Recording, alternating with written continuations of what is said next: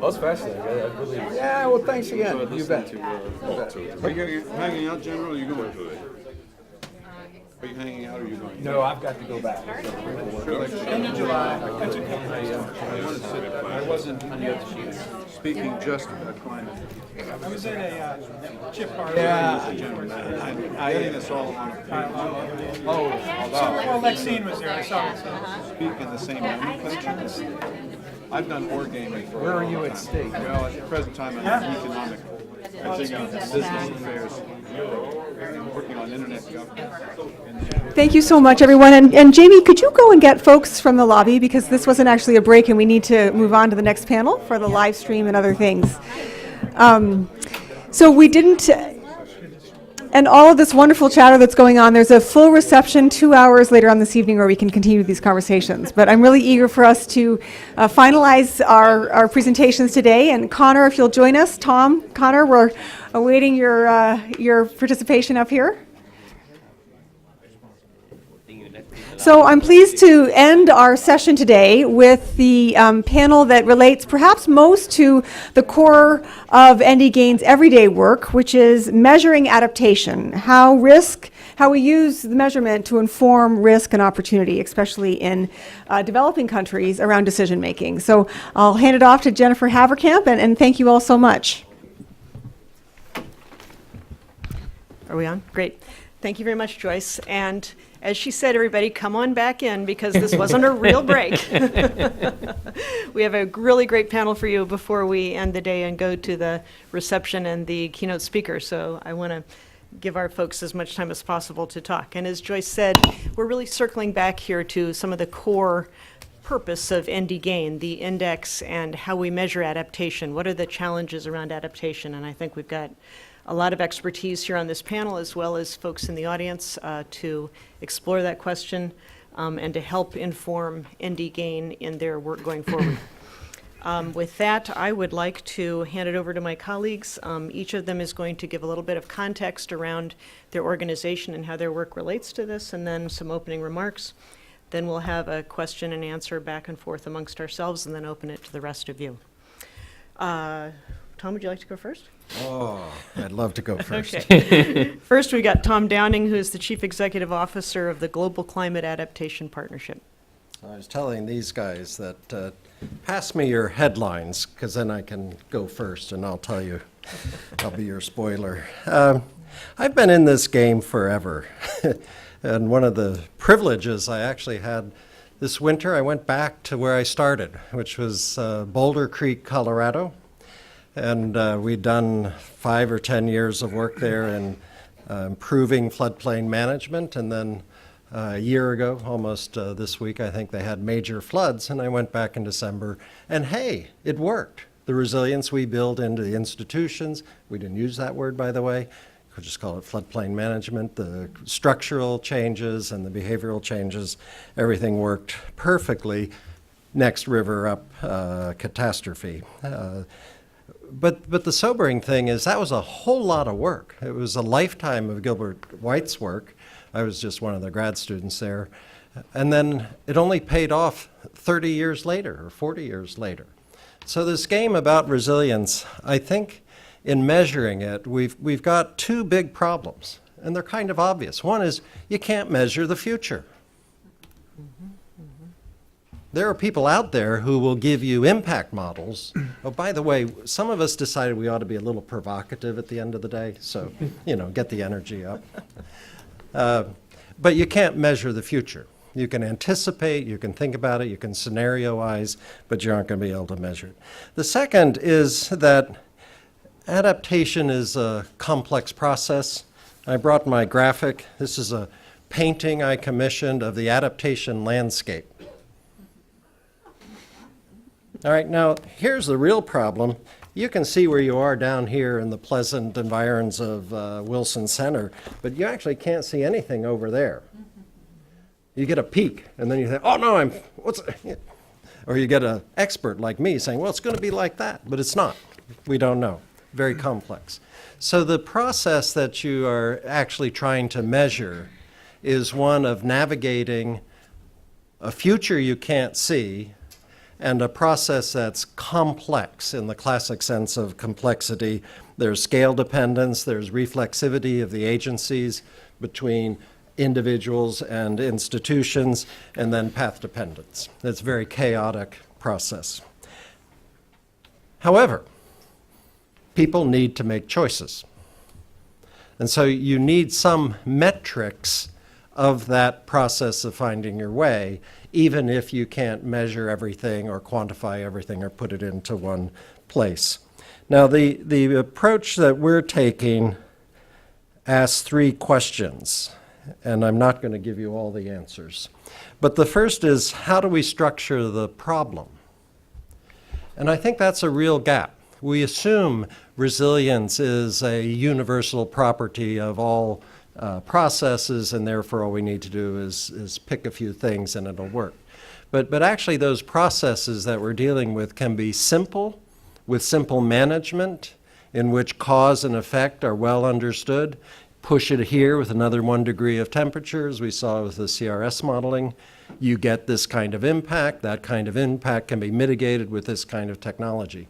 The places where you can do that, this green and pleasant land in the valleys, are actually pretty few and pretty boring, although they're the ripe entry points for private sector.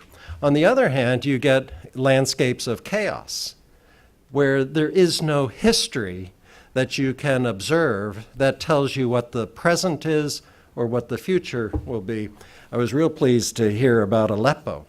It was one of the benchmark studies of indicator-based adaptive capacity, interviewed 150 families, constructed a spider diagram with 6 dimensions of adaptive capacity, absolutely standard practice. Baseline 2010, Aleppo. End of history. That study is absolutely irrelevant to the historical chaos and therefore the construction of resilience into the future. So you need to know what that landscape looks like. Once you know that landscape, how you can characterize it, we use a 4x4 metric. Then you can start to design a measurement, observation, monitoring process,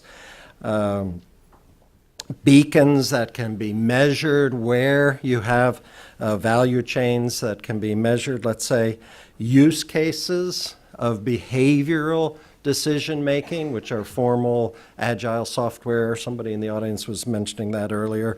You can do behavioral modeling, even with agent-based modeling.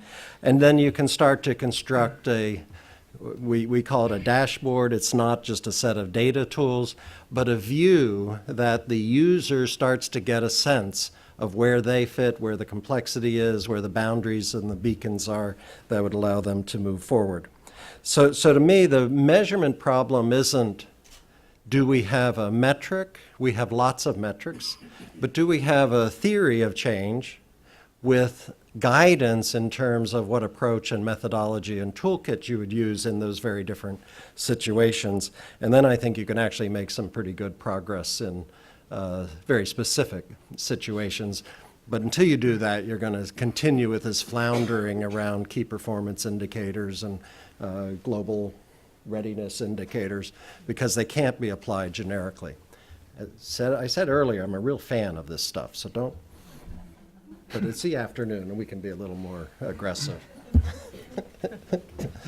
Tom, thank you so much.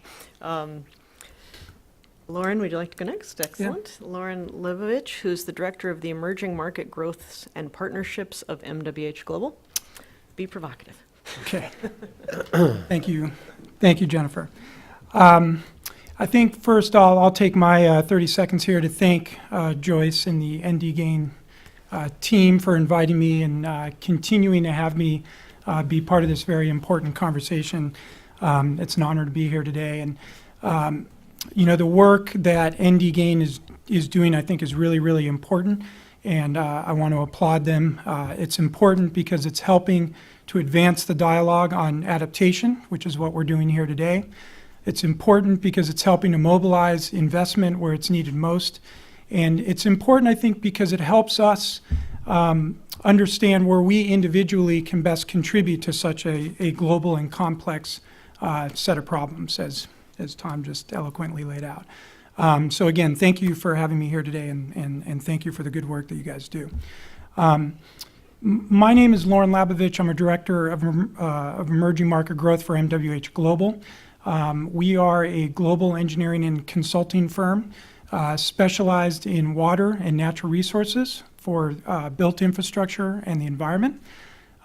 We provide a range of engineering and design, management consulting, program management, and construction services for public and private clients all over the world.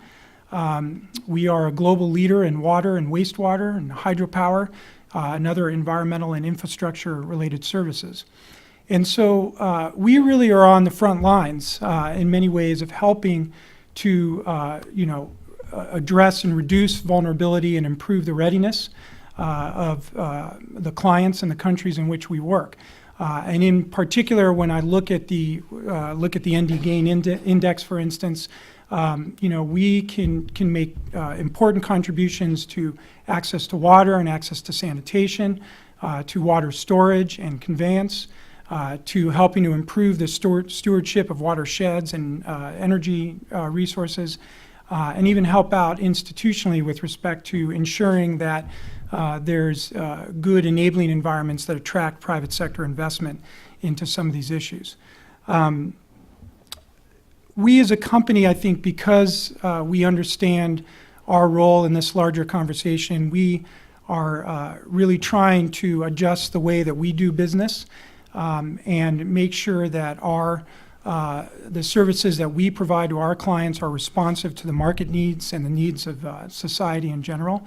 And therefore, even as really what is basically an engineering company at heart, and has a long, almost 200-year history doing so, we know we have to change going forward because we have to help with these issues. And part of what we're doing, strategically and very purposefully, is trying to think about being a more holistic solution provider, trying to be more oriented towards thinking about outcomes, not just the outputs of the work that we do, which is very much related to this conversation we're having today around monitoring and informed decision making. And we are trying to make it, an intrinsic part of how we go about addressing problems and solutions for our clients, as far as thinking about climate risk and vulnerability and how that affects the work that we do, the solutions that we provide, and the relationships that we foster over time with our clients. My role personally as a director of emerging market growth is to help grow and expand our international development and emerging market practice. And so with that, I'm looking to enhance our service offerings. I'm looking to broaden our client portfolio. And I'm looking to identify strategic partners, frankly, that that we can work with, not only for, in helping to address these issues. And I think the last thing I'll say that is in the international development space, even a company like MWH, and I think commonly we equate the international development market with donors, working for folks like KIT and USAID and other multilateral and bilateral donors. But one of the things that I'm trying to do at MWH is really understand that the international development space more and more is not just about working for the public sector or working for donors and governments. It's really about working with the private sector, either alongside or in direct partnership with, because so much of the investment and the technology and the thought leadership that is required and is being put forth to address adaptation and other big climate issues is being put forth more and more by the private sector. So when I think about our business in the future, and I think about our international development practice, it's not just about doing more work for USAID or AusAid or DFID or whatnot. It's really about partnering with the private sector as well. So thank you again, and look forward to the conversation. Thank you so much, Lauren. Next, we have Anand Patwardhan, Professor Patwardhan, with the School of Public Policy at the University of Maryland. Thank you very much, Jennifer, and very happy to be here. I've been associated with GAIN. It's been a wonderful association for many years, ever since I got to know Jan Jose, and before GAIN became ND GAIN, and I think that transition has been also a very positive one. In the spirit, I'm going to try and follow Tom. It's a very hard act to follow, but I'm going to try and do my best of being sort of provocative. I'd like to pose sort of two questions. One really comes to the question of the purpose. So, when we talk about measurement, there's lots of indicators around. You look around, you see, all this whole range of indicators. But I think the basic question is, what's the purpose? Why are we measuring? Very often, why the purpose tends to be to do with monitoring and accountability. Right? It has to do with a lot of the M&E systems, a lot of the tracking tools, whether it's of the World Bank, it's the GEF, it's bilateral agencies, are really focused around the question of accountability and where has funding gone, for what purpose. I think the larger question, though, is which I think is perhaps as important, if not more important, than the objective of accountability, is the objective of learning. Tom showed this very nice picture of the complicated, complex, and chaotic landscape. And if that's the landscape in which you're operating, then you really need to be able to learn from every dollar that you're investing. Behind every intervention, there is a hypothesis about that, whether that intervention works or not, whether it will produce the result that you expect or not. And so in some sense, one of the objectives of measurement really needs to be, are we able to draw that learning from what we are doing? Because for sure, one of the things that climate change forces us to recognize is that the past is not a good benchmark analogy for the future. If we are going to be moving into essentially untested, unknown waters, then we need to be able to learn as we do. Because otherwise we will simply be, repeating mistakes, which will have a very long lead time to figure out that it was in fact a mistake. So I just wanted to emphasize that that in some sense that might suggest that, well, every project needs to have a learning objective as much as any other kind of objective, and that needs to be sort of built in from the ground up. The second broad question, I think, comes to the issue not so much of the purpose, but what is it that we are measuring? And in the previous panel, Steve talked about the lack of insurance in the emerging markets in the developing world, and in fact that is true. So a lot of the estimates that you see are essentially for either mortality or insured loss. Why? Because those are two things that are easy to measure. So we are measuring what's easy to measure, but what we are not measuring is essentially everything below the tip of the iceberg.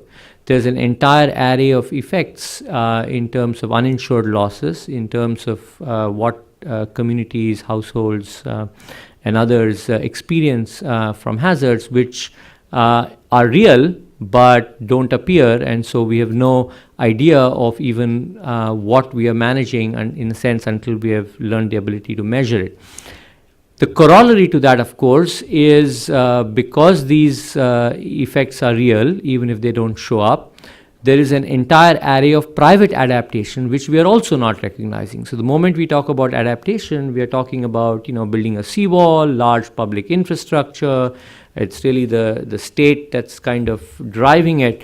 But the reality is there is a whole array of responses to climate risks that is happening already at every scale, from individuals to households to communities.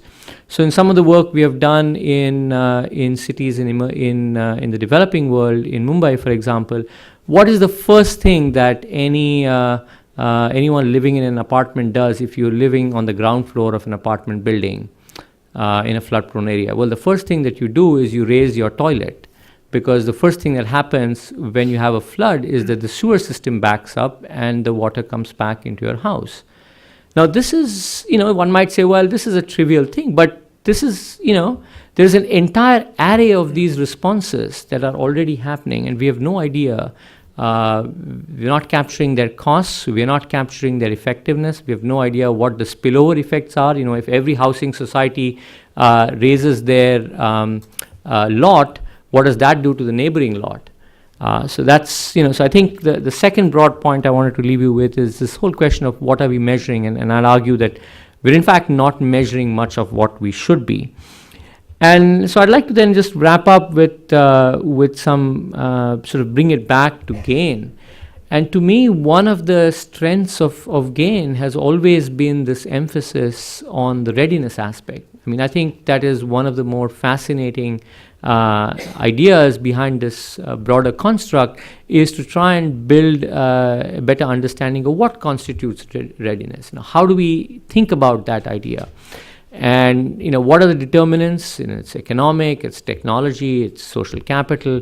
So I think there's a lot of interesting insights into how that axis is constructed, which might actually be very useful now as countries start thinking about strategy at the national level. If I'm thinking about my strategy for adaptation, perhaps the readiness index, that readiness component, can provide me some idea how doing a self-assessment.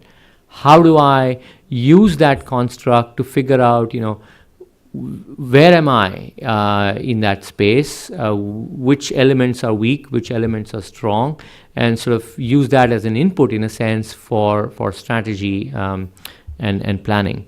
So that's sort of like to stop there, and I hope we'll get more time in the discussion. Thank you so much. You raised a lot of the questions I think we'll want to circle back to in our discussion. Next, we have Connor Riffle, Director of the Cities and Data Product Innovation for CDP, formerly known as the Carbon Disclosure Project. That's correct. That's correct. Thank you so much, Jennifer, and great to be with all of you today, and big thanks to ND GAIN. I'm Connor Riffle, and I run the Cities program and our data product innovation work at CDP. I've been there about 4 years now, based in London. We provide a reporting platform for the world's largest companies and cities to report on what they're doing on climate change, water, and forests. Over the last 4 years, we've really built up our work with city governments, and we're asking now more than 200 city governments around the world every year to tell us what they're doing to reduce their greenhouse gas emissions and to adapt to climate change. We ask questions of cities like, have you done a risk assessment? If so, what methodology did you use to do a risk assessment? What effects of climate change are you already seeing in your city? What effects of climate change do you anticipate seeing in your city in the future? What do you think the timescale of those risks are? And how severe do you think they are?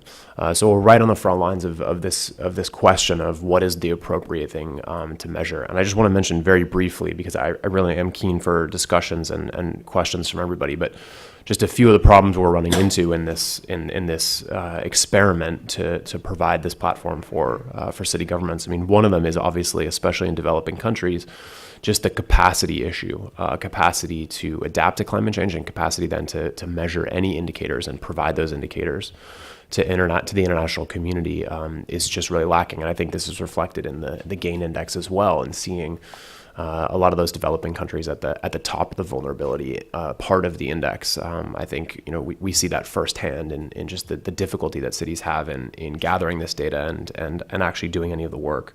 We also see a lot of problems around methodologies.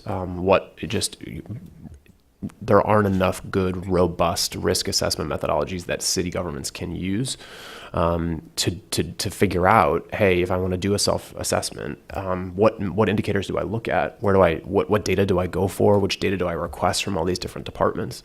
So we run into that problem a lot. We ask cities to tell us what methodology they use for their risk assessment every year, and every year the most common methodology is other.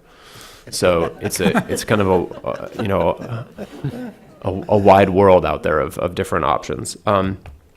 There are a couple of solutions. I just want to suggest a couple off the top, and we can talk more about this. But one of the things that we found is that oftentimes cities, especially in developing countries, don't necessarily have an incentive to manage issues of climate change adaptation or climate change risk. The threat of some risk 30 years down the line isn't necessarily enough to prompt them to take action this year.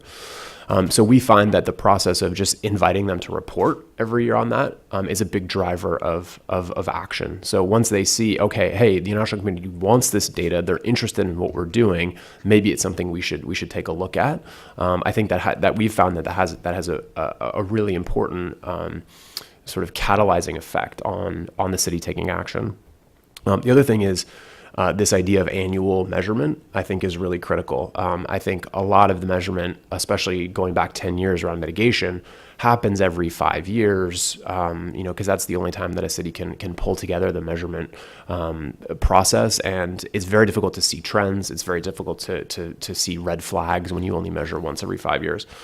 So the annual nature of measurement going forward, and if we can eventually get there, moving to kind of a biannual or even a quarterly approach, I think is really something for us to take a look at. And the last thing I want to say, which just what you guys said reminded me, is this idea of kind of focusing not just on outputs but also on outcomes, as you mentioned, Lauren, and also the purpose, as you mentioned, on why we're measuring, I think is really important. And we've found that it's not just about reporting so that we can all take the data back and show our bosses, hey, they're making progress, but also that the process of reporting can be both a catalyst for taking more action and can be useful for the reporting entity itself. And we've proven this over and over with companies in asking them to measure their sustainability. And we're starting to see it with cities as well. Just the process of taking the time to fill out a questionnaire or take the time to measure one or two indicators across the city is a useful exercise for the organization, and one that in itself drives change. I'll leave it there. Thanks. So delighted to be here and looking forward to your questions. That's great. Well, why don't we pick right up with what Anand first put on the table, which is measuring. Are we measuring the right things? What aren't we measuring that we ought to be? What are we measuring that maybe isn't as important to measure? Also, I think, what are the links between what you're measuring for which purpose? So open it, Tom and Lauren especially, to lead off. You have the answer? We have to go to the audience. I got all the The answers. audience has the answer. A crack at that one.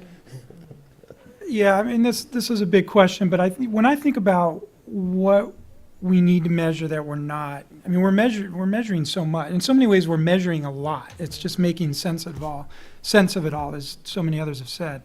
But eventually, with time, I mean, what I think is going to be really important is this idea of ex post impact evaluations, which in the donor community from whence I came, and spent many years working with, and even when you look at the social impact investors, so the impact investing community, which they have a task force now, they're trying to tackle this question of measuring and monitoring and impact evaluation. But eventually, these type of rigorous impact evaluations over time, I think, are going to be really important. And maybe we're not there yet to have enough projects and investments underway to do it. But these things will help validate the types of investments and the costs and benefits of what we're doing. They'll help us understand attribution. Get a better understanding of what really works, the causality of certain things that we're doing to try to build resilience or help folks adapt. It provides lessons learned that we can, all learn from and then adjust how we go forward. And I think the process of impact evaluation also helps to foster transparency and a participatory discussion and planning process because most of the impact evaluations, the purpose is really to make that data public. And so I think that's really important. A couple other things that come to mind. I mean, one, something I don't think's been talked about too much today, but the gender disaggregated data. In the developing world, anyway, I think this is really, really important because the idea of helping to reduce vulnerabilities and enhance the resilience of communities to, severe storms and immediate impacts, and then the longer range changes in climate and variability. There's a real important social dynamic that has to be understood in communities, especially in developing countries, that And gender is one dynamic, it's not the only dynamic, but again, gender disaggregated data is something that the development community uses and is increasingly putting more attention towards. And even in the private sector, again, when I think about what we have to do to be more responsive to our clients, to provide more holistic solutions, to think in a more outcome-oriented way, understanding the different roles between women and men with respect to their access to natural resources and their use of those resources, even things like property rights and things like that, I think is really important. So I'll put that out there. And then I think lastly, the one more point I'll raise here is that when it comes to, pushing the dialogue around things that we need to measure that maybe we're not today, I do think that some of these policy measures and public-private partnerships that the last panel talked about are important. So the executive order that the president just, released a couple months, or Climate Week, is important because it's forcing all of the agencies, international development or domestic, to think about climate risks and vulnerability in a way that we're getting better at, but it's now requiring the international development agencies to screen for climate risk before they approve an investment. That means that when they come hire a company like MWH or AECOM or others to help them assess this stuff, we have to provide the services to help them do that. And so there's a domino effect there. The World Bank has put similar policies in place for their next round of funding for IDA 17. They're requiring a climate risk and screening process before those investments are brought to the board. IFC is doing similar things. So these kind of policy shifts matter, and they have a domino effect, and I think that over time they will help create an imperative to measure and monitor in a way that we're not necessarily doing today. Now I'll jump in. So I was tempted to tell you that everything he said is wrong, but that might not be the best place to start here. What we came to in thinking about these journeys and navigation is it's a very simple construct. It was out there. Richard Klein had probably the best implementation of it. But the notion of an adaptation continuum. So where do you start? Well, you start with good practice that exists in development, if we're talking development, resource management. And we've seen a lot of that. And we've seen a lot of people come into this market repackaging good development as resilience and then as climate change in the longer term adaptation. And that's okay if that's only where you're starting. Now, one of the things we do in our company is technical assistance, technical advice. We created the Climate Safeguard System for the African Development Bank. So our tool is screening $1 billion a year of investment projects already. It's inside their firewalls, fully trained and operational. And then we're providing some advice. Some people pay for it, some pay less for it, for portfolios that are around $300 million at the moment. Everyone starts with good development. You've got to start there. You've got to start where you are. But you want to design your measurement, your accountability, your tracking to scale up as you go. The next step is obviously reducing the impact of current disasters, current events, event-based climate impacts. Not difficult. We've had 20 years of international disaster risk management programs. They've solved that. Yeah, not really. They're still hashing over pretty much the same stuff they did when I started in the business in Boulder, Colorado. Then the next step is we call it increasing resilience. It's scanning the next 5 years. You do a lot of seasonal climate forecasting. Think about trends, think about the disruptors, think about the kinds of processes where you already are on that road. You can't do any path-breaking things. But then beyond that, beyond the next 10 years, beyond the next 20 years, up to, say, the next 30 years, you're looking for transformation. Transformation came into, I've been in all of the IPCCs, it came into the special report on extreme events for the first time through the back door last chapter. Some people pushed it in. It's in the AR5 in a couple of places, but with some backlash because people don't know what it means. But that's what you're trying to get to, path-breaking visions of the future that you can do that. Metrics have to account for all of that. Cost-benefit analysis with discounting, good for well-constrained problems, but how do you build a portfolio or screen a set of projects so you know across, say, 30 different attributes you're interested in what their potential is to break free of the development paradigm and transform the sector?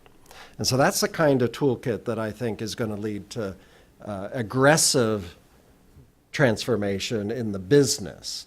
But we got to start with everything you said. I agree 100%. Anand and Connor, I just was going to maybe propose 2 questions that you could ask yourself if you wanted to find out if you're collecting the right data or if you're measuring the right thing. The first question I would suggest is, does it help the people that you're asking for it from? Does it help them to manage climate risk better? It might be fine that you go and you have the data and you can deliver it to your boss or to your donors or anyone else. But is the data that you're collecting, aside, if you threw that out, is it helping the people that are actually collecting the data and doing that analysis? So I think that's a really important question to ask. The second question is, are people falling all over themselves to get your data? Like, are people like banging down your door to get that data that you collected? And if the answer is no, you're not there yet, right? And I think the really great example of this is Climate Corp, which was sold to Monsanto for $1 billion. Once they harness weather data and all this stuff to show farmers how they could basically grow more crops in their fields. Farmers were literally banging down Climate Corp's door to get access to their analytics. That's how you build a $1 billion company. That's how you know you're on the right track. And I think in climate change and adaptation, we got to ask ourselves the same question. Like, and it's an iterative process. You might, if no one's banging on your door right now, great, but keep trying. Keep tweaking it. Eventually, you're going to get there, hopefully. And I think you'll know it when you get there. That's a great point. So just 2 things. I think we've had some very good inputs, and I don't disagree with what has been said. Just 2 points I wanted to make. One is I wanted to echo something that Connor said, which is about the value of the process in addition to just in what is reported. I think that is really a source of value because it's a source of self-assessment and it's a source of discovery about even realizing what risks you face. So I think even thinking of it from that point of view is something worthwhile for us to keep in mind. The other idea I wanted to leave with is that at the end of the day, the question comes, we might come up with lots of lists of things we want to measure, but the question will be, how do we do it? And there I think the challenge for the adaptation community is going to be to see how can we connect with the existing systems of measuring and monitoring socioeconomic data within countries, whether it's the census, whether it's consumption surveys, whether it's sample surveys, whether it's, there's a whole array of existing structures and processes for measuring and tracking a whole range of socioeconomic characteristics.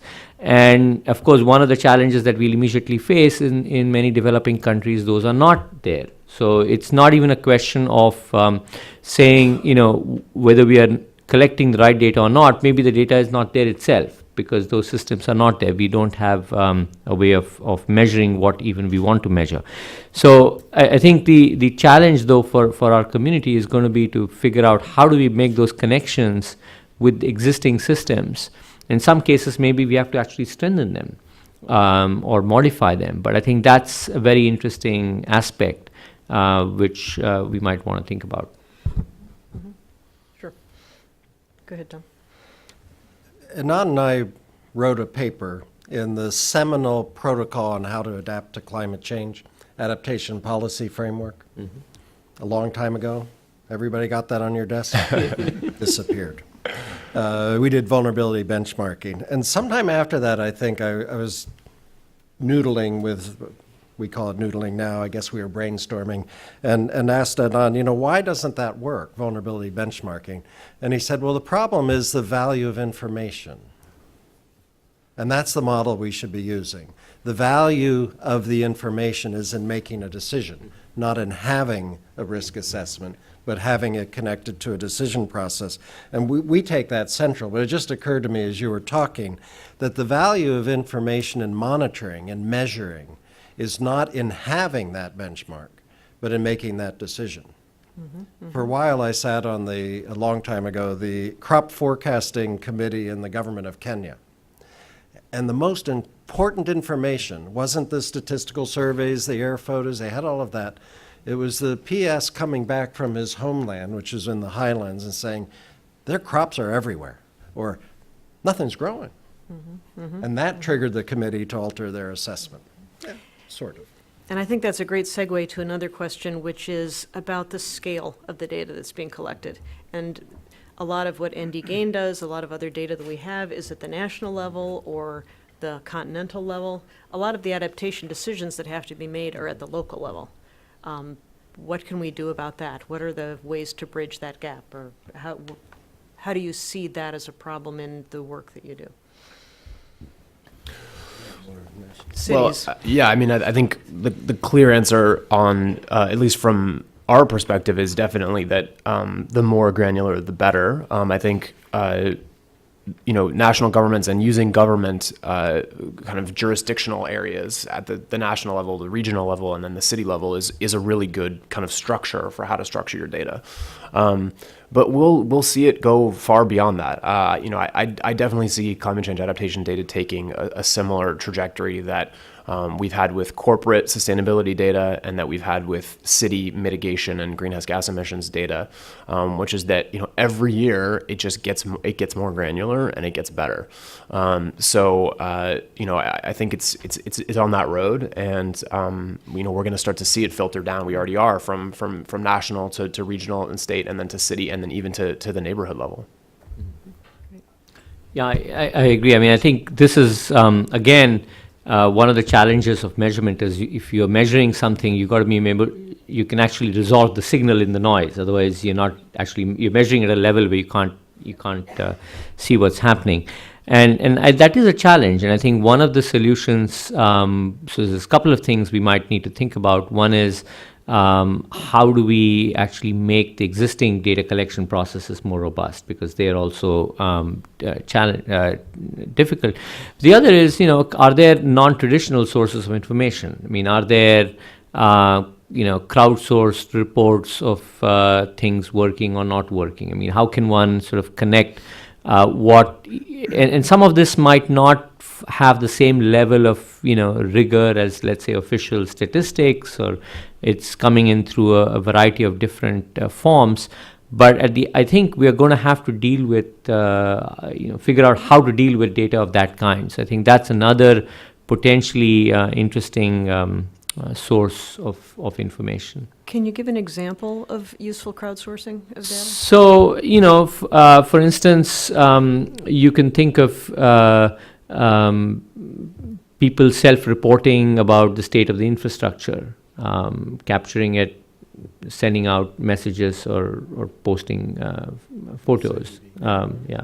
So you could have, there are lots of informal surveys that are often done, which are very quickly done. They're not very rigorous or scientifically based, but they give you sort of these quick snapshots of what's happening. So I think sort of you have data coming in at different temporal resolutions. So some of this is quick stuff, doesn't give you a lot, then it gives you something. Then you have to combine that in a sense. So you've got a problem of, in a sense, of assimilating data from different sources.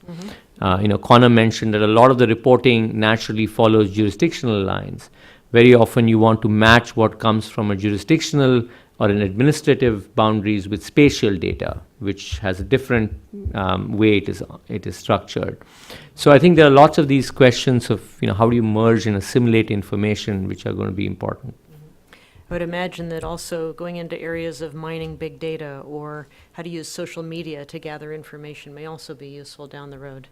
The way they look at things like how much cough syrup are people buying to know where flu is breaking out, Right. you know, stuff like that. So, comments on this? Yeah, you know, on the crowdsourcing data, I've seen, with respect to water systems anyway, you can use that pretty effectively to determine where there's leaking pipes and things like that. And so if you're, you know, working with the utility, and again, I'm thinking in more the developing world context, but if you're working with the utility to try to reduce non-revenue water, and in certain countries and communities where a lot of the water infrastructure is not necessarily below ground, and you can virtually see your non-revenue water running down the driveways of homes, you know, that kind of geo-reference data click on a phone can be used really effectively. But yeah, let me just say too on the scale of the data. I mean, this is something MWH is doing a fair amount of work right now. We work with a lot of different utilities and municipalities all over the world. And for instance, we have a team, risk and resilience team out of Australia that is really, I think, you know, leading a lot of the thinking within our company about how you work with municipalities to take, you know, some of the work and the concepts of ND Gain or what CDP does at a bigger scale and take that down to a community level. And so we actually work with some of our clients to develop community risk profiles. And it's usually to look at one aspect, for instance, floodplains or flood management. And so to take these concepts of vulnerability and readiness or, you know, something like that, and we produce, you know, one-pagers that help the community see where the highest needs, lowest cost, you know, investments are, then, you know, high need, high cost, you know, lower need, lower cost, that kind of thing. And you know, one of the things that I'm now working on with these guys is how do we bridge from, you know, Australia or New Orleans to, you know, to Indonesia or Senegal, you know, because the data, the availability of data, the availability to do that, where the need, the value of the information to inform decisions, as you rightfully said, Tom, is there. But the ability to get the data is much more challenging. And the credibility and reliability of the data is really important. So, and on some level, I think it takes maybe, you know, using lower quality data just to get the conversation going in certain instances. But that's where the conversation needs to go. And again, I think a lot of the work that's been done at larger scales is now, you know, we're looking at it. How can we replicate that at either, you know, a city scale or, you know, with water, you really have to think with respect to watersheds. So sometimes it's not just administrative boundaries of a community. You really have to think in terms of a landscape. And so you want to downscale the data on a landscape level. But anyway, that's, you know, we're doing our best to advance the conversation anyway. That's great. I think there's an enormous upside to this part of the conversation, but what I'm interested in is how that data becomes information and management of the solution, rather than how an NGO might capture a data stream and then insert itself as the broker that delivers the solution, or even a company like mine. One of the people that I know reasonably well got a job 5-6 years ago with Vodafone as a product manager for their M-Pesa scheme. M-Pesa is money in Swahili, and it's a cell phone to cell phone microfinance transfers that's hugely successful, particularly in economies where the banking system is weak. DFID, the UK Department for International Development, paid Vodafone £1 million, I think it was, probably 10 years ago, to develop that technology. Return on investment, although they don't get that, well, they get it in taxes, probably 100-fold. One of the best products is a Danish company has built the M-Pesa system inside an irrigation pump. The pump, kind of expensive, but a cooperative would buy it, get some finance, put it in place. If you want to irrigate, you send with the text message to the pump, I'm ready, here's my account, take out 100 cubic meters, I have no idea of the units here, and I'll get sugarcane or whatever they're, cotton, whatever they're growing. If the pump breaks, that management unit have the money in the pump to get it fixed. And every day it's not fixed, they're losing money So the information in terms of efficiency and demand and risk in terms of the climate weather effects on irrigation demand is internalized in a private sector technology that leads to a management response that's 90% performance, very little downtime, compared to donor provision of water pumps in Africa. You're lucky if you get 50% efficiency in terms of downtime. After 2 years, they break after 2 years. Tom, in your opening remarks, your example with Aleppo talked about, an example of where the data in the past doesn't necessarily help you go forward. I think there's a question I'd love the panel's thoughts on, which is sort of questions of predictive analytics. Are there best practice predictive analytics out there that are helpful for the adaptation community to learn from, or other thoughts you have on how to address this challenge? Or elaborate on how it's a challenge in your work. Well, I would just say that I almost think, in thinking about this question, I almost think that when we're talking about climate change adaptation and risk from climate change, all of our analytics are predictive. I mean, it's about trying to forecast the future, right? So everything we do, in a way, is focused around how can we try to the extent possible, predict how this massive environmental change is going to affect my particular local community or my business or whatever I'm interested in. So it strikes me that everything is predictive. I almost wonder if the lagging indicators aren't actually more effective in helping us kind of win the business case and win the argument that we have to fight to get the resources to act on this, because it's anything in the future comes with a little bit of uncertainty, but lagging indicators that show, for instance, hey, last year was a wild weather year, or we had all these big changes last year that we weren't expecting, or one of the ones that we ask cities is what effects of climate change have you seen in your city in the last year? That's really powerful because it's no longer, it takes it out of the realm of being a hypothetical and makes it real. So, I don't know that necessarily answers your question, and I'm sure there are some really important predictive analytic tools that the rest of the panel knows about. But I do think that the kind of the recent past is actually really helpful in helping us win our arguments.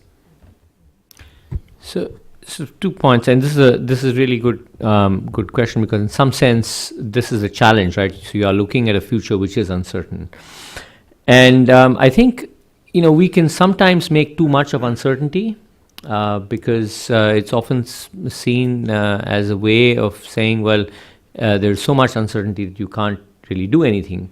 But I think one way of looking at the problem is what you're looking for is not exactness. You're not looking for prediction in that sense, but you're looking for robustness.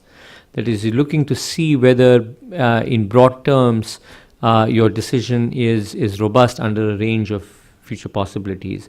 So it's not necessarily a problem of finding an exact solution, and which is in many cases impossible. You're never going to have that degree of certainty in climate projections anyway.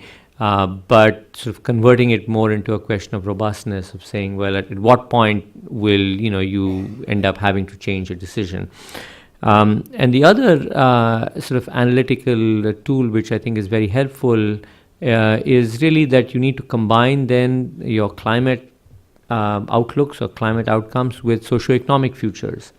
And there I think scenarios can be a very useful tool, again, for asking exactly those questions of at what point in time will sort of going off into a different trajectory.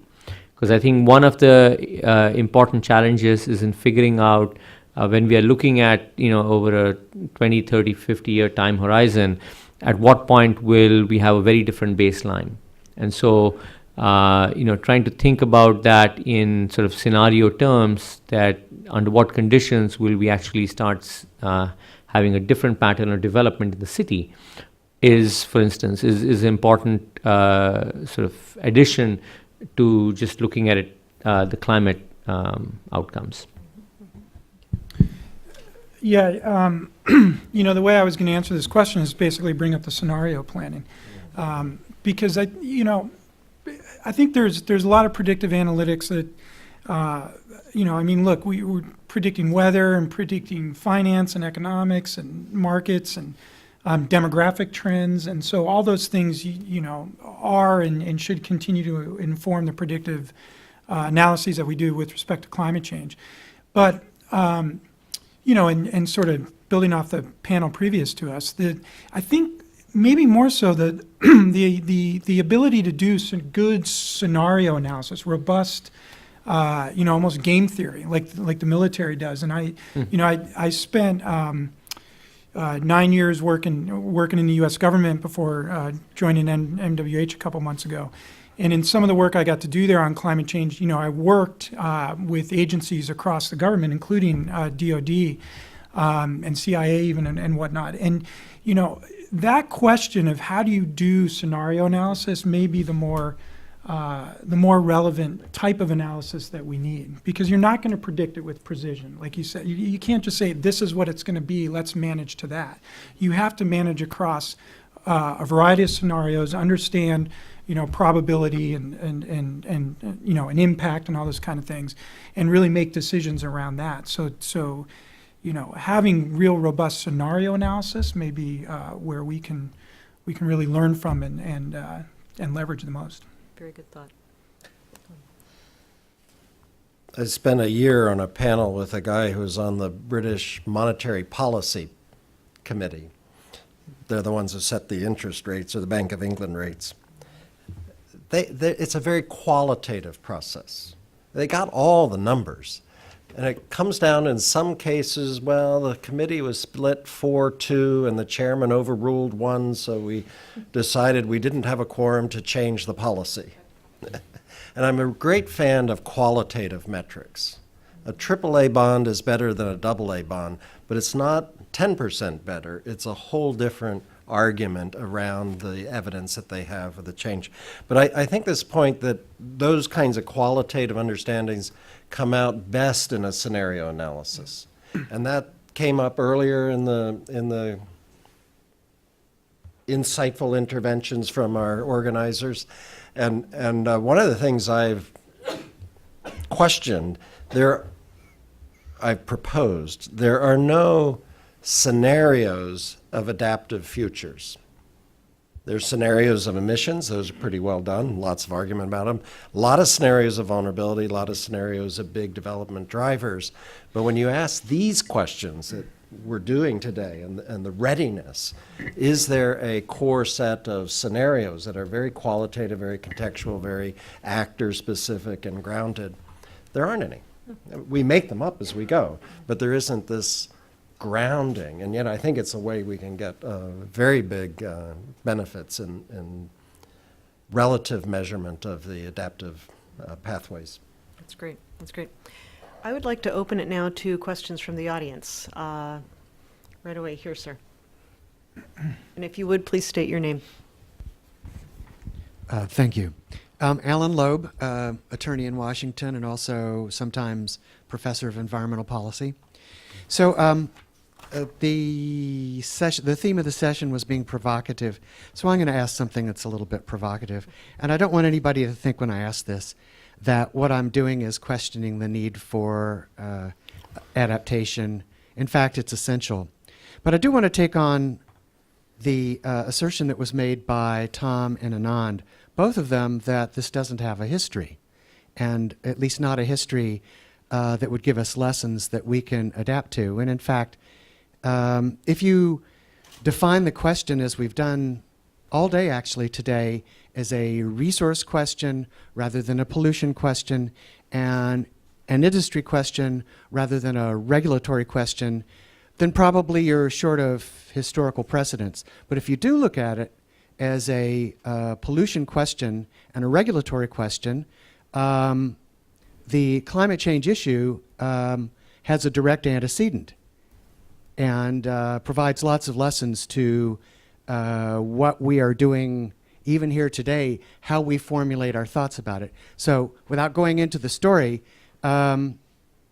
people don't generally know this, but in 1925, the Surgeon General of the U.S., being the only person capable of stepping in as an environmental official, when there was no such thing as an environmental agency, had a hearing to decide whether or not to allow lead in gasoline in the first place. And the parties, we always think of environmental issues as being a post-war phenomenon, but the parties who were there, who were advocating on the proprietors of leaded gasoline were General Motors, Standard Oil, DuPont, and the Ethel Corporation. And when I served as an attorney at EPA in the 1980s and we had hearings, the people advocating for lead in gasoline were DuPont, General Motors, Standard Oil, well, General Motors had sort of dropped out, Standard Oil, and the Ethel Corporation. And the remarkable thing is that if you read the transcript of the Surgeon General's hearing and the transcripts of the hearings that we had all through the regulatory phases of taking lead out of gasoline, the proprietors of lead said the exact same things. I actually talked to some people today about this. So actually, we were all reading from a script in the 1980s, but we didn't know it. There was a continuity there. But there was so it wasn't a bunch of separate, distinct stories. There was one story, all the way from the start of the modern environmental era in the 1920s, all the way through to the end of leaded gasoline in the 1990s.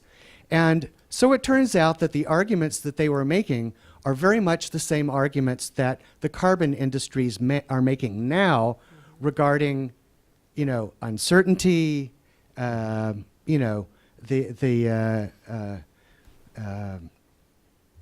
evils of regulation.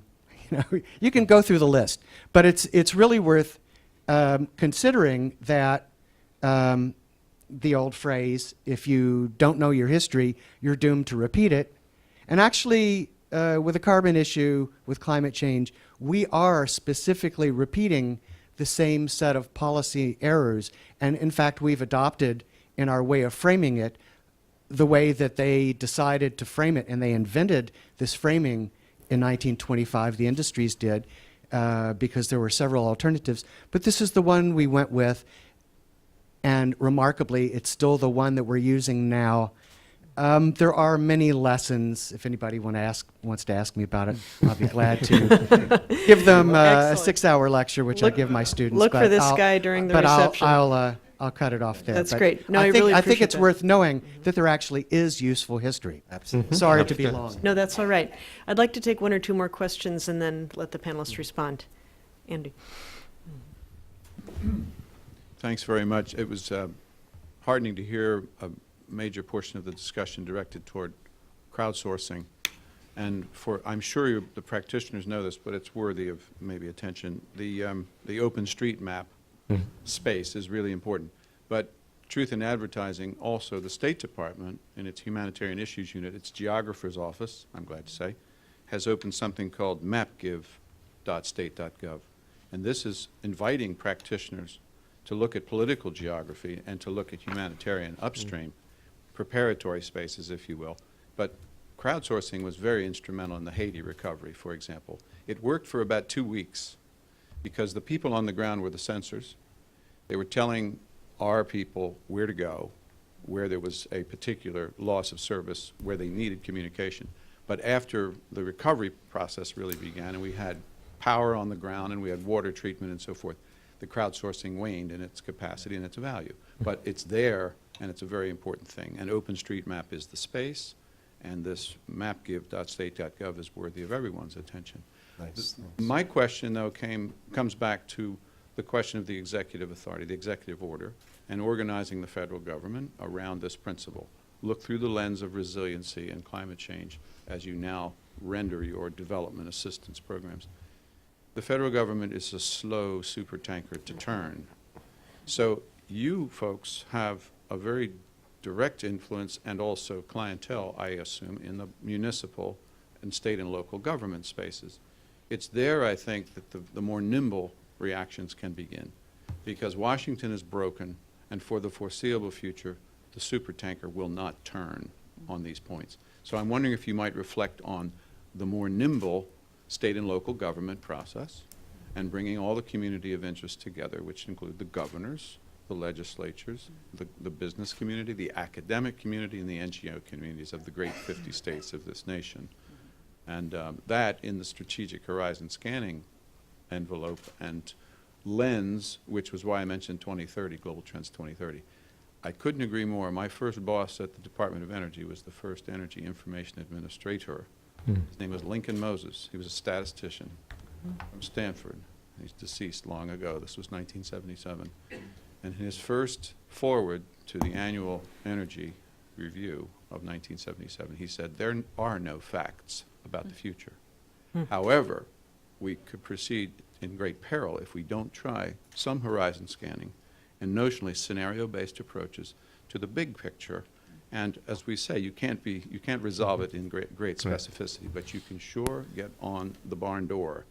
And the global megatrends that we have before us really help guide that process. So I wonder if you might speak to the state and local government process, first of all. Great. Hold that thought. I wanted for this round take one more question and then let the panelists respond to all three, if we have another one at the moment. Joyce? So my question is about data accessibility and especially data cost. And I'm wondering if you all can speak to, we all, I think, heard on the panel today that data are really necessary for decision makers, but I know that some of you on the panel have data that are not available to all of us. So I'd be interested to know sort of what the market reason for that is and if there's anything that the measurement community should do to increase the availability of these data that ND Gain would propose are valuable to all stakeholders. Great. While you're assembling your thoughts, I just want to interject that Lincoln Moses sounds like a name that has such weighty, it's hard to live up to. He was a great, robust man with white hair and a silver beard, and he looked like Santa Claus. But Wow. boy, was he deep and so many years of experience. He was probably 75, 78 years old when he took this administrator's responsibility Impressive. back in the Carter administration. Thanks so much. All right, who wants to go first? Well, I can go, and I love the questions. I think they were really great. Joyce, to your question about data accessibility, I think it's a great point, and also it relates to the crowdsourcing question and the question of sort of city innovation. I mean, if you're a nonprofit in the space and you're collecting data, or you have a large amount of data that can be useful to other adaptation practitioners, make it open, please. This open data trend is catching fire across the U.S. and across the world. It's a tremendous catalyzer of innovation, and it allows people to go away and build really great stuff. So it's really important to do that. I know the ND Gain, a lot of the ND Gain index is licensed under Creative Commons. At CDP, we make a lot of our data from cities available under Creative Commons. So get with the trend. Open is it's the new black. So jump on it. I think it's really an important responsibility for everybody working in this space. On the question of OpenStreetMap too, because I think that's related to open data. Innovations like OpenStreetMap, et cetera, can't happen without an agreement by everybody to share their data under some sort of Creative Commons or open database license. So those innovations are the types of things that are allowed. And now you don't have to license Google's map. You can use OpenStreetMap, or and there's equivalents in many different industries. And then the other question that you had was around cities as kind of early actors and being more nimble than national governments. I mean, we see this. The U.S. is one of the best examples of any country where there's a lot of local power. Cities are policy labs. They're policy innovation labs. They develop these new innovations, and we're seeing this especially on climate change. Some of the first energy efficiency laws, some of the first renewable energy portfolio standards, all of which were promulgated at the state and local level in the U.S. And then some of them are slowly being adopted or at least copied by the federal government. So I think it's a great thing to see, and it's definitely the case around the world as well. Great. Thanks. So just a couple of things. I think, Alan, your points are very well taken. I mean, there's no question that there's a value to these to history, and I guess the issue is, why don't we learn as much from it as we perhaps ought to? But that's a large conversation. On the issue of data, I think there's one thing I would like to point out and this is really from looking much more in the developing world, one of the challenges is fragmentation. So you have lots of data that's sort of held in different silos with different agencies and different ministries. And I think it's important for us to sort of try and see how we can engender sort of a mindset change, where we have to go from a mindset that says, well, the data has value simply because it's there, to the mindset which says data has value if it's used for something. And what that, the problem is that very often you have even if you wanted to build a complete picture, the data you would need would be sitting in half a dozen different places that don't even have a formal data sharing policy or even an access policy. So then you're sort of back to square one. It's even if you wanted to pay for it, there isn't even any policy for you to access it except for the agency that collects it. So I think there's a bigger issue here that we have to really try and do that. And then just a final point, I think little to add to what Connor said about cities being really the places for experimentation. One other possible entry point could be state regulatory bodies like utility commissions. I think in some states, utility commissions are interested in thinking about issues of resilience, and they also have the ability to implement because they can actually think about how to make, whether it's electricity infrastructure or it's water infrastructure, they have some ability to, so it might be, that's another potentially interesting entry point. Yeah, just a couple things real quick. First on the point about cities, without a doubt, that is where the rubber hits the road. There's no doubt about it. I think my point earlier in, highlighting the, some of these policy changes or partnerships that are being done at the federal level is that I think it matters because of the flow down. And over time it does resonate, and it does, I think it does have an effect over the long run. But the action is definitely at the city level in a lot of ways, or local level, I should say. And so, there's other partnerships, what Rockefeller's doing with 100 Resilient Cities and the C40, and some of those things are also very important because they not only do they foster action and really support action at the local level, but they help to standardize things a little bit as well. And not that these issues, as everyone knows, are very local in nature, but there's a lot of, I think, best practice and standardization that is important to the adaptation conversation, and a lot of learning of lessons. And so when you get 40 cities together like the C40 or 100 cities and 100 RC, or just, the champions that rise up and I think, some of the work that you guys do to highlight who really are on the leading edge of this conversation, and where do we have champions at the local level that are, committed to and finding a way to get the resources to, to build more resilient communities. That's really important. So it's not an either or thing. I think we need both, is what I'll say there. Data accessibility, I think, what I think about there, Joyce, is this, again, combination of institutional third-party, data analytics along the lines of the work that you guys do and CDP does. And then, you need local cities or companies to be generating data as well. And some of that, I think, by the nature of, who pays for it and what types of decisions it's supporting, some of it is going to be proprietary, and you would expect that. But my earlier point about trying to drive towards, rigorous impact evaluation, and that's something that I think companies, cities and civil society can all support, that those are the type of things that at the end of the day, if we're making big investments in adaptation and resilience, whether I'm a company or a municipality, we should want to do those type of ex post analyses and make those things public, and separate some of the data that maybe we want to keep proprietary. But those things, again, they foster transparency and inclusivity in the conversation. And so again, we need both on the institutional and the private side. Good. I'm going to take issue with my friend over here, who I count as a friend after this morning when we had a good chat. History is fundamental, but the narrative of history isn't told in the technical language of indicators. It's exactly what you're saying. It's a very rich history that we need to understand and we need to take account of. And just the theme, global shifts, one of the fundamental shifts that we've seen mostly, not completely, only in the last 3 years, maybe 5 years, is to get out of this fixation on mapping vulnerable hotspots and get out of selling vulnerability.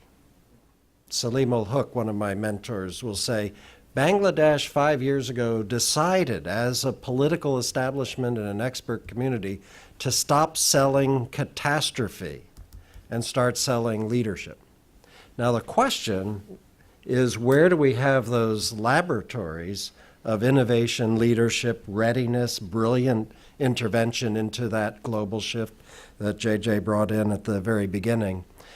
And where do we analyze the dynamics of what we're learning in those labs so we can scale from an isolated champion to a structural solution? I don't know, but that's where we're going, and that's where I think GAIN has been fundamentally important. Great. I'm afraid we are almost out of time. I'd like to use the last minute or two that we have first to see if we haven't covered anything that you panelists were hoping to talk to. Do any of you have a 30-second final That was words of mine. wisdom? That was yours. It was a good one. Second bite at the apple. Anybody else? You know, one thing that comes to mind for me, and this is, again, I applaud ND GAIN on this, because this is such a complex, crazy issue to get your arms around. It's multidisciplinary, it's global, it's all these kind of things. But, I read the Steve Jobs biography recently, and I'm sure there's a lot of iPhones in this room. And if you guys have read that book, Steve Jobs, he had this thing about simplicity is the ultimate or greatest form of sophistication. And so, one of the things I think we need to challenge ourselves with as practitioners and the global adaptation community is look for ways to simplify where we can. And, indexes like ND GAIN are nice because, you can break it down to 4 squares, a matrix, and really assimilate a lot of data and get value from it quickly and easily. And there's many other, user-friendly examples that we should look at. But that's one thing that I think we need to challenge ourselves with. It's taking this very, very complex problem and looking for ways to simplify the way we think about and address and drive solutions for it. Great. Thank you. So just as maybe not even a 30-second, but one thing which would be a very useful perhaps would be to focus on the generation of credible information and recognize that credible information is not just which actually leads to decisions. It's not just credible from a scientific standpoint, but it has to be credible to the investing community. It has to be credible to multiple stakeholders, and their standards for credibility are very different. So if we can actually focus on that as one of the goals of measurement, I think that'll actually spur a lot of decision making. Great. Okay. All right. Well, my thanks to a very patient and engaged audience. Thank you, those of you also watching online. Please join me in giving our appreciation to our wonderful panel.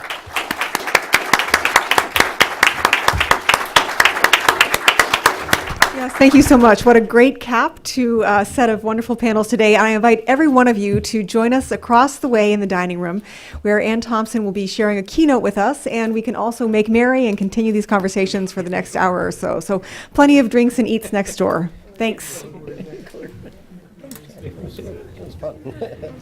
think we got a little